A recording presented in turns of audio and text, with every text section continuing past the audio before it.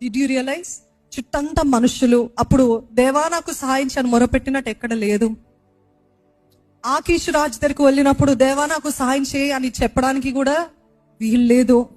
కానీ ఎప్పుడు మొరపెట్టినట్టు when did he cry out for help?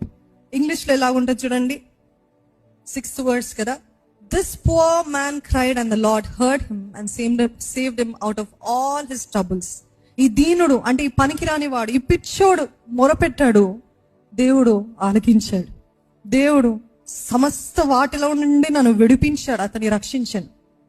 You know what I'm trying to say is, maybe David did not cry out loud. నోరు విప్పి దేవా నాకు సహాయం చేయని మొరపెట్టలేదేమో, కానీ హృదయంలో నుండి